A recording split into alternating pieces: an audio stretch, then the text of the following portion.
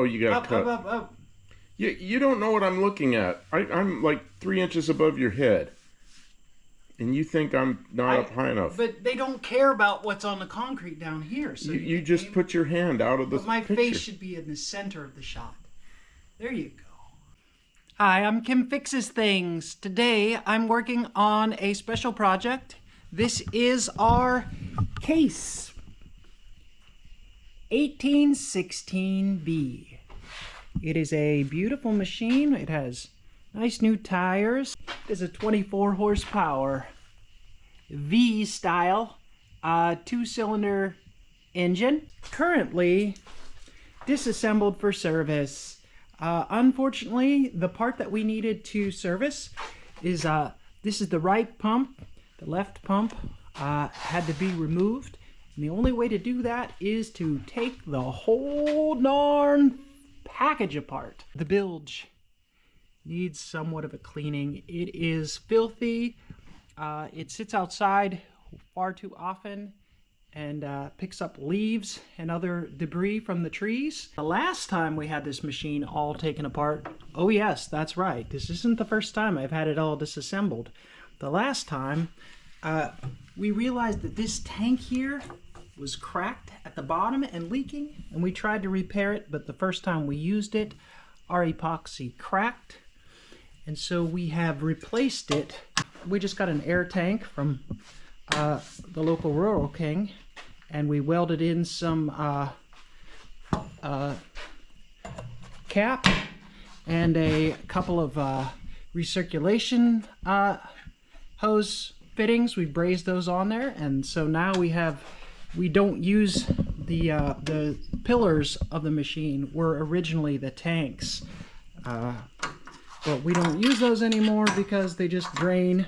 Now we find this fitting is cracked and it makes the hose leak when under pressure. So since this hose goes to drive pump, which is removed currently, to the wheel motor, so anytime you are trying to move with this lever, you get lots of leaking. And, you know, generally you want to move with both of the levers. So anyways, as you can see, the bilge is completely filled with muck. That's about a year's worth of buildup. The battery usually sits right there. So that out. And I don't wish to take this apart any further than we already have. So I'm going to try and scrape everything from about here forward and from about here back. And it is a filthy, filthy thing. We're going to put some gloves on. You see this spaghetti monster here? It is does some amazing things, and I'll probably try and explain how it all works at some point in this video. There's lots of spills. There's lots of drips and drains and mud, muck, and caca everywhere. But boy, when this machine is working, it's got these deep grooves in the tires. It really bites, and you wouldn't think that 25 horsepower would be like as good as it is, but it's a all steel machine, and the gearing is such that this thing is a tugger. It'll pull cars up out of the bushes and stuff really, really good compared to, well, anything else that we own. This is the GOAT. This pump is currently disassembled. So this pump was wrong from before I got it. And this is the second pump that was in there. I put this pump in. I bought this pump and put it in there, but I put it in there the same way as the pump that came out. And the pump that came out was upside down. This lever was on this side, and this vent was on the bottom. And as you might imagine, having the vent on the bottom instead of on the top airlocks this entire assembly and causes the motor to run dry and eventually destroy itself. So after a year of basically denial. A year, yeah, denial. Not wanting to have to take this machine apart again. I know coming into the winter, we are going to need this machine to keep projects moving in and out of the shop. And we have a week or more to work on potentially anything we want. And I want to have this fixed before, because after No Name Nationals, the weather takes a turn for the bad rather quickly. And we really want this to be working so that we can continue to bring things in and out, or out and in whenever we want to. And I do have that motor running really, really well. And the other accessories are working pretty good. So if we can just get this last piece of the puzzle and this particular bad hose replaced, that might get us through the winter without having any more problems. That would feel really good, because this is a sizable investment. And when it's not working, it's sort of half worthless. When it is working, it's probably the best piece of equipment we have on the property. So wish me luck. When I took this apart, the gasket tore. And I haven't decided if I'm going to make a new paper gasket. See, this seal is not pressure. The pressure is on this. So and then these are O-rings. They deal with pressure. But if the O-rings leak, we want them to leak into the canister there. And then if this leaks, this isn't a pressure vessel on right here on this side of this rubber. So at low pressure, I think this will be more than sufficient, but we won't know till we hate ourselves for being cheap and lazy. So we'll probably just give it a try. It can't be worse than it was. I swear it can't be worse than it was. We'll have improvement. Maybe it'll get us through another year of utter denial that we need to. I mean, these machines don't come cheap. I paid pretty good money for this machine, even in this very worn and poor condition. A new machine like this, I mean, I can't even afford the payments. They outpace payments on like a car or anything like that.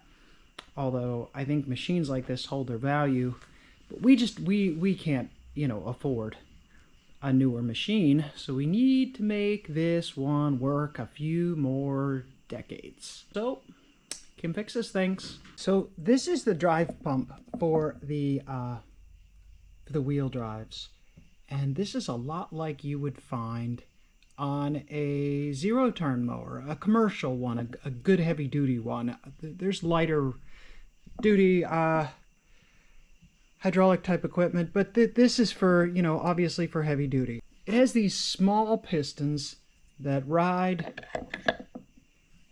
They ride on this this wobbly board, and when it goes this way, the pistons are pushing. They're pushing on this side of the equipment, and it mates to the left side. Gets pressurized, and when you wobble that seesaw, it pushes your fluid to the opposite side. And that makes it nice, right? Because when it's not pushing here, it's returning. When it's pushing here, it's returning here, and vice versa with just the flip of a lever. And when it's when you hold that right in the center, then no fluid is pressurized at all, so it doesn't take much energy to idle. And it's pretty neat looking little pieces. There's a bunch of these. This barrel, right? This is the side that mates with that brass part for the pressure. And each one of these individual, it has this brass slide, and it can obviously toggle with the seesaw. And then this is the piston, and it just pressurizes. Tolerances are pretty tight, but there's no like rings or anything like that. I guess it makes enough pressure just as a piston like that to do the deal. So we have to put all of these in here. There's a retainer ring, you can see, that keeps them all in their in their respective locations. There's some splines in there. It's spring loaded so that it stays tight. And there is also there's like a slide sort of bearing that makes this spin nice. And this, when this is built properly, this fills up with fluid. And then this picks up any fluid it needs. But this isn't a pressure vessel here. This is like low pressure, and then these create high pressure. They've got little bleed holes in them so that they bleed the face that they ride on. And when that fails, you see how you've got a groove. This is the old one that was bad. And even more so, you could see that all the brass things failed. And you could see that this is warped. And then it's got a wear in the center. And this was still pushing a little, but it's very dead. So we replaced it. We'll put all this back together as carefully as possible, trying not to leave anything out. We'll seal this back up. These O-rings are going to be pretty critical because these O-ring passages lead to the overpressure. And then, yeah, that's kind of what it looks like. And the hardest part about, so this lever was on the wrong side. So if you ever need to move the lever on one of these machines from this side to that side, or from this way to this way, because they made them in a bunch of different configurations, there's these pins, and you can punch them out. And there's a pocket that corresponds to, because, you know, you can only drive them in from one way. You can't pull them back out. You have to drive them all the way through. And luckily, when they made these machines, they knew that. So there's holes. They go all the way through, so you can drive them out the back. And then in the mating inside, you can see the casting itself has a pocket there, so that if you need to drive them out, they go all the way through. And then these levers, you know, you can kind of wiggle back and forth, and they'll pull out. They're not exactly press fit, but they're very close tolerance. So you might need to, you know, I don't know, use a slide hammer or punch a little bit with like a wooden dowel or something like that. And once you have it configured the way you want it to be, then you drive. There's two pins, so you put the first one in, and then drive the second one in, and make sure that they are both, you know, sort of grabbing that, and you're in business. Yeah, and this is about a $500 part on the used market, and from what I can see of the brass and the tolerance on these pistons, it seems like it'll be good for lots and lots of miles. And what really destroys them is if you run them low on fluid. So make sure if you have leaks, you are fixing your leaks or keeping after your fluid and fluid change intervals and your filters. And hopefully at that point you'll never have to change one of these out, because it is a bear of a job. And then like these bearings here are seized on this particular, into this housing. So I could punch this all out and rebuild that. But I was able to get this one. I did have to cut this shaft off when I got it so that I could get it to fit in. And then I'm going to have to move this from this side to this side. And I'm going to have to loosen this lock nut and point this that way. And that will solve all the problems, hopefully, that I've been having with fluid starvation. Because this vent has to be on the top. But in order to, this lever was in the wrong position. It was over on this side, so I was sticking this down, and that makes a bubble of air in here, and that's just not right. This has to be full of fluid, and it comes in here and it flows out here. It's low pressure, but it keeps it cool by recirculating. So that's what that looks like. Hope that helps someone. With some help and determination, we have the pumps. The cradle that holds the pumps back in, and the engine sets on that cradle, so it's set in place with the belts strung where they need to go.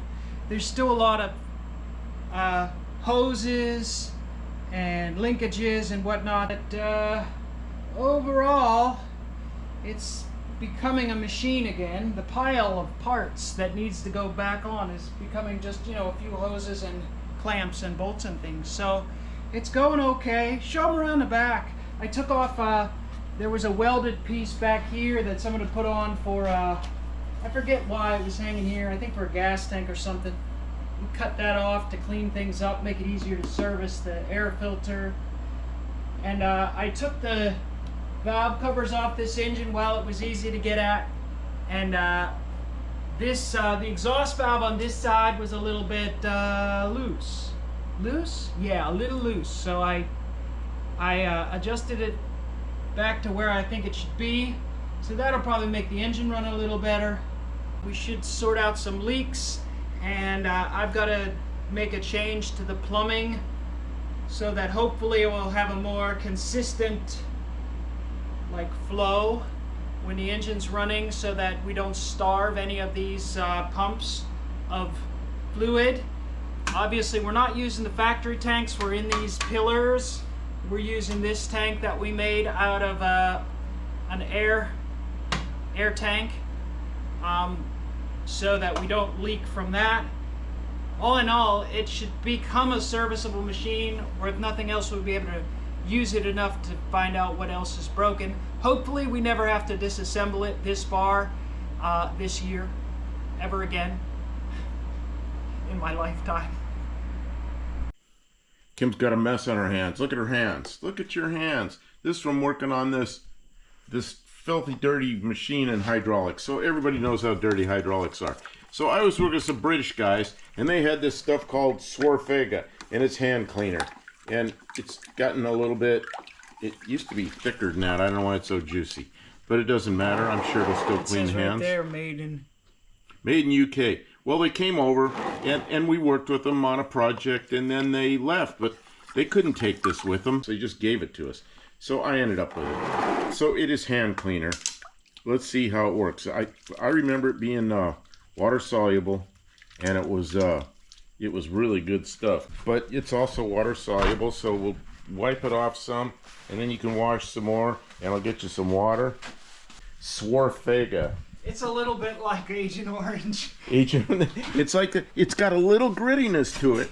Yeah. But it's not terrible.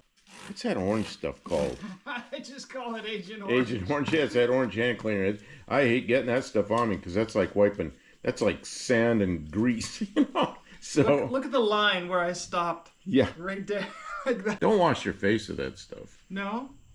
I guess you could. More than enough of Swarfega for one video, for a video about hydraulics. You're gonna need some good goop to clean this mess up. I have my battery in and my cable's on. The fuel system is connected. Sort of a throttle linkage. This hose is transparent. Maybe we'll see some flow. There was already some bubbles, so I think the system might be a little bit primed. I don't know, we're just gonna have to run it and see what happens. It stinks running it indoors, but this could be out of adjustment at want to creep in a circle. Oh, you want to put some chocks, or it'll hop right over the blade's down, I guess. Yeah, we should chalk it. Just between the wheels is usually a good thing. This way it doesn't matter whether it goes forward or back, it'll hit a chalk. I'm looking for a wheel chock. I'll get one. I put about a half gallon of oil in it. We probably will have to put more oil in it. It's going to be really loud. I don't know if you'll hear it or what you'll hear. Yeah. Oh yeah, there's bubbles going up that tube. I remember how to do this, the secret handshake with this engine and get it to start. Ready? Countdown, 3, 2, 1. Good. Hit the check here.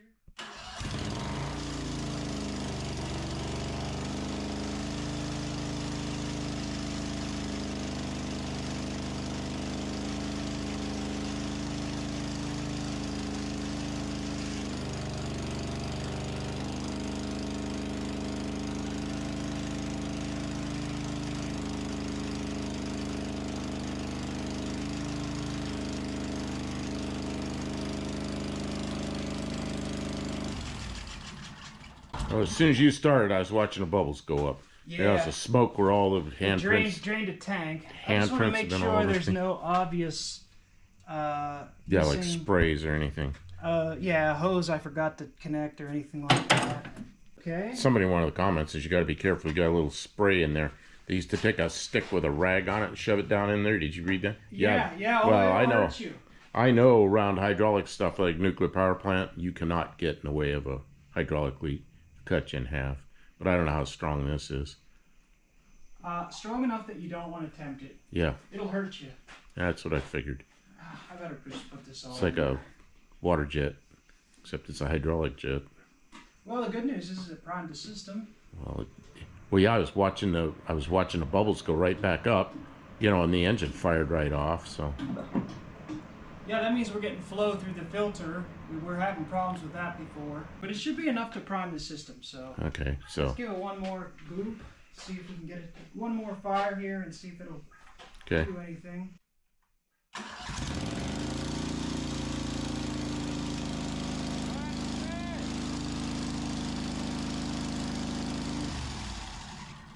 Something popped off. Shoot. That popped off. Okay. Oil went there's oil going everywhere. Yeah, there it is. Okay. All right. Well, that's gonna be a thing. I mean, there's just oil everywhere now. Yeah, I see it. Okay, so I'm gonna put the camera down and get some paper towels for you. Oh, thanks. We're gonna have to rename this the Valdez, cause it done spilled, and I gotta figure out how to make that connection a little better. And I'm going to need a relief valve. Now that it pushes fluid pressurized through the filter. See, it used to have a relief before the filter, so it didn't build pressure. And the pressure is what made this go bad through this filter. Okay, but now it builds pressure, and this hose went down to there and blew off. Where it was always just kind of gravity before, because this relieved the pressure. Now I need an after the filter relief for pressure. Go back to the tank. So I got to drain the whole system again. And then put it back together. I got to put a little bubble flare or something on that fitting. I had to cut it because it couldn't get it past this lever that's held on with a roll pin that's impossible to extract. So I cut it off, and now it doesn't have the bead to keep it on there, but also pressure things, you know the things, the problems that you have when you're working on an old machine that's been MacGyvered back together, or whatever you want to call it, Mickey Mouse. But hey, we'll get there. We'll get there. It's going to be a good machine again, I promise you. We fixed this by putting in this little splice with this T. This is going to override pressure. We flared our little connection down there, so this hose we should get flow. This will relieve air. This is the main return from the whole site, and then I've got a valve that we can shut off to isolate the tank. You can see it's dark. It's got fluid in it right now, so we're going to open this up. It's going to drain back and purge out some air. That ought to be good. And this line will purge the air out. It'll make pressure through the filter a little bit. I know that we probably need a little bit of a little more oil in the tank, so I'll do that. We've got the floor cleaned up a little bit from the major spill. All of that came out of the leak, and that old box is all the junk that was in it. He's entertaining the live stream, and we're gonna give it another start here in just a minute. See if we can get it to. You're making a video while I'm doing a video. Yeah. We're dual purposing. Say hello to the live stream. Hi, everybody. Yeah, this is what it looks like on this end. Yeah, having a great time. How do you feel? You think this is going to be the successful start? I have no. I don't want to predict because I know what happens. Okay. Stuff always happens. All right. So the throttle is set open. I'm not going to say. Do we have a wheel chock? Vents open. Is there a wheel chock between the? Is there? There's a wheel chuck, but it's not in the right place. It's in the right place now. We got the fuel on. You get to hold this while I do the final start. The cameration.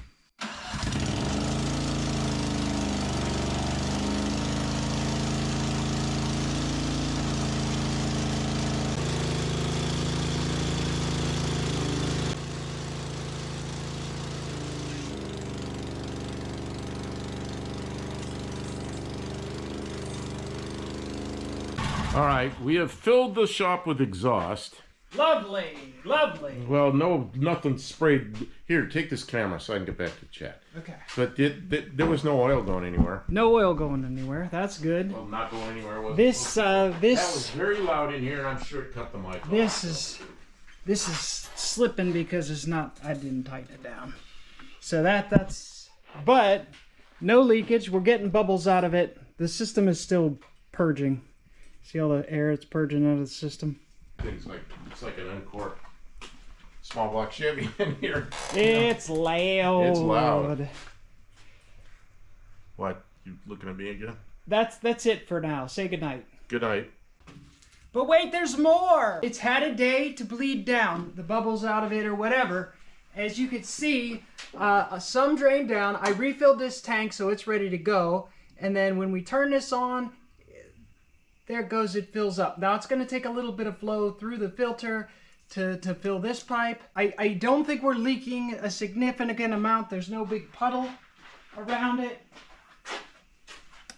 Between now and last time, I tightened up the belt and locked it down, tightened some other things. And we are going to try and start this, turn it around, and get it out of here.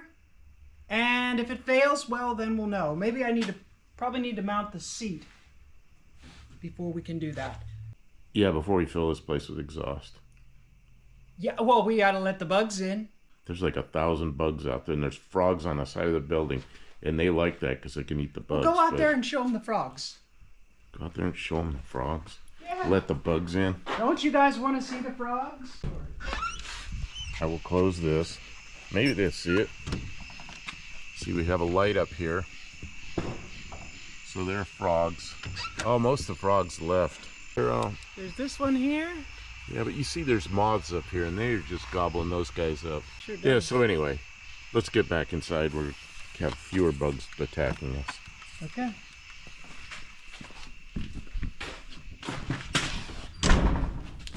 So, back in the shop. And You have any bolts holding this seat in? no bolts hold the seat in. It's in the way of seeing things, so if there's a leak or something like that, we need to be able to move it right away.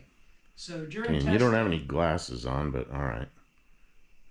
I mean, you look nice without glasses, but then stuff can get in your eye. That's all I'm thinking about. I know, but Okay. looking nice is more important than being safe.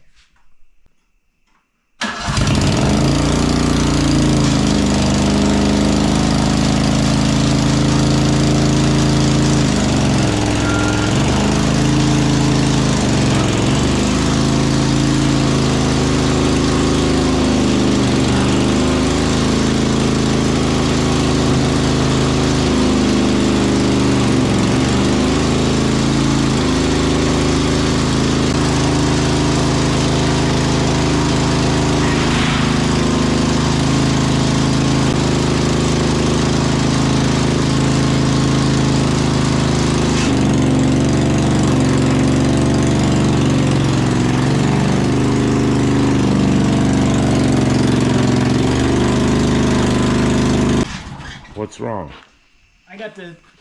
So, that was a successful test, except now it's full of exhaust, and humidity, and bugs. And although the left side is working really strong, it's backward. The controls are backwards. So I gotta switch the hoses around. Hey, I made a mistake. I don't know.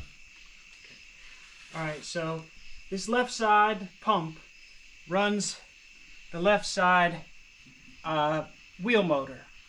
And if you have the pump backwards, it's actually really easy. If you just reverse these two hoses, that's just going to reverse the direction of flow. So it's a pretty easy fix. And when you're flipping things over and changing side to side levers, so we just take these hoses off here. And as long as they're long enough, which I believe they are, we should be able to just put them on the other side. I got a little drip pan down there, and I've got this turned off, which hopefully will Drain the whole system, but you'll have residual in the lines. Oh, we're gonna get dirty, but it shouldn't drain the whole system. It won't come roaring out of here because there's several check valves and, you know, mechanisms in the pump. And then the air bled out really well. Boy, this machine felt stronger than it's ever felt. Just in moving around in the garage. Just air bled out. Well, no, just because it's, yeah, because the flow is proper now. I really think we've made a major hit a major milestone in the repair of this machine. A lot of people like this machine, man. Everybody wants a machine like this. Boy, they are hard work to get maintained and serviced. When you bought this, I had no idea how much work you were going to have to put into it. I thought you were just going to drive it. I had a plan, but boy, it showed me right away that it wasn't going to go to my plan. I mean, if this machine worked good, they would never have gotten rid of it. So, shoot. It's a little tight. Yeah, but I can put this one on. Yeah, that's why the people that had it got rid of it. It was Yeah, because it was worthless. becoming a pain in the ass. It was more trouble than it was worth at the time. Okay, and now these. That's going to round off. I can see it. It's not going to round off, is it? Please. Oh, it looked like it was. It's got to move. Yeah. Oh, it moved all right. Yep. Now that it moves, well, I don't know if it'll reach like that or I might have to turn it the other way. Let's see. It's real close. No, it's too. It's got to go. It's got to go backwards. Yeah. And it's got to flip around that one, which is going to be hard to make it do that. You see, this is why I didn't bolt the seat down. I had a feeling we were gonna run into some checks and balances here. Go. Oh, there you go. Oh, but this side bled out and pulled harder than it ever has. I mean, the motor was not loaded down. The motor was never really loaded down when you're running the pumps. It was always just, it felt weak. It's because it was full of air. It was full of air. You won't hear this because it's so loud it'll blank out the microphone, but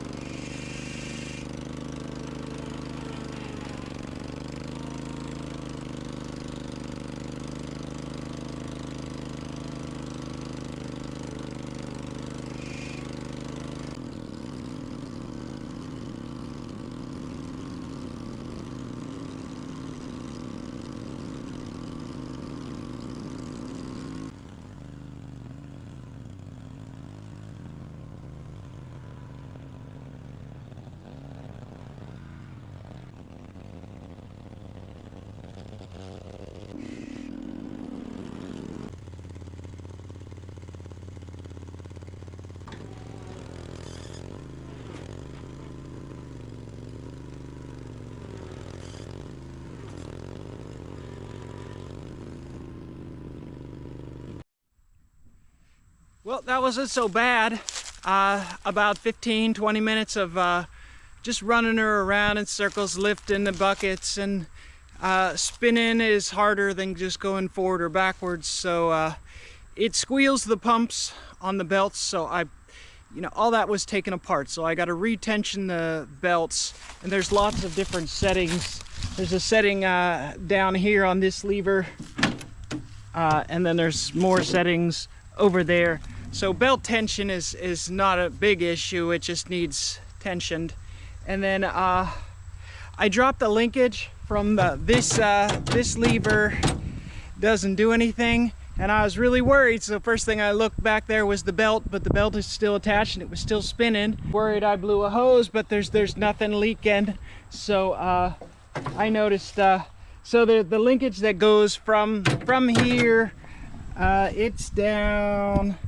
You can see this one here is this side, but the other side fell off. And then I noticed that this one doesn't have a, it's loose too. So I forgot to put the fasteners together there. So that's just to reach down in there and put the linkage back up there, and then put the proper retainers on there, and we should have lefty righty again. So that's pretty good. So I think you guys got to see. I'm really pleased with the progress we've made. Of course, you guys are gonna see this this machine a bunch in our day-to-day operations around here, because it's just too darn useful. It struggles a little bit trying to move the trailer, but the trailer was pretty well, the trailer was, you know, it hasn't moved. I'll bet the tires are flat. I don't know if I had any wheel chocks under it, but I got it out of the hole that it's been in. Oh yeah, see, look, I pushed it through the wheel chock. I got a big stump there, but I wouldn't trust it to like not get yanked over a hill by this heavy trailer.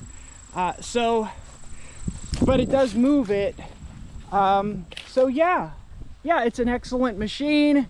If you ever get an opportunity to get an 1816B, know that it's a much older machine and it'll probably need a bunch of extra love to get it back on the road. But if you can get one going, if you can get one put together, it'll be darn useful. I need to move that truck out of the way, and I need to move that trailer up out of the lower part of the yard here to get the lost fire out of here. And we probably want to move this truck. This truck is looking really worse for the wear right now.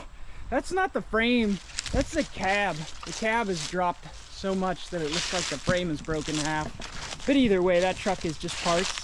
If you need any trucks, parts for a 93 4x4 Dodge, let me know, because this is parts. The interior is not too bad on this truck. I had someone looking at it, they were like, wow, you know, the door cards, it's got power door locks, the dash is not cracked all up. So if you're looking for interior for a club cab and you want to come to Tennessee for it, let me know about that. So lots of things to get cleaned up. It's a fun little machine. I'm going to wait for it to cool off so I don't burn my hands, and then we're going to get that linkage fixed, and then we'll just drive it on out of here and get to work on some other projects. It seems like maybe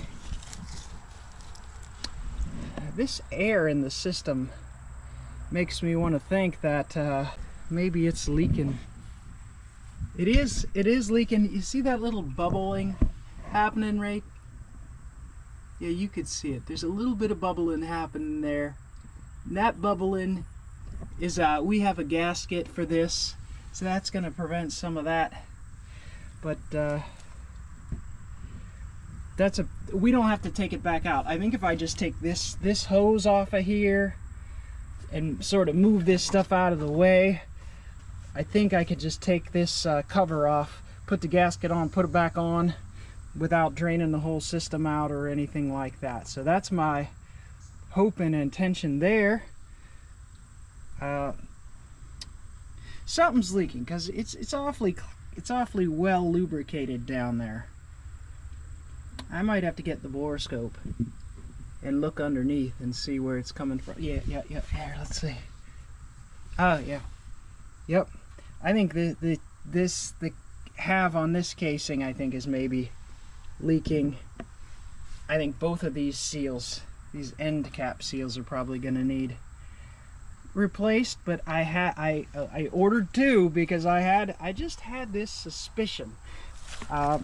And charged the battery. You know, there's no end to the maintenance a machine like this is probably going to want. But if you need one, and you don't need to run it every single day, you just need a helping hand around the yard, then heck yeah. But it's an investment. But you know, it's an investment for the ages. Your grandchildren can still maintain this machine probably. There's nothing fancy about it. It's all manual hydraulics, the way she used to be. Yeah, as long as you have a Kim Fix-It around to maintain it every day, it could be a good machine, which probably means throw it away and buy something new. One of those new machines that you can get off the boat from Shenzhen. They are about $5,000–6,000, and they're battery powered. And I don't know, would they still be around 30 years later? You think this case will outlast one of those new electric machines? Do what you got to do, but we keep the old iron rolling. You know, get the yard cleaned up and get back to work.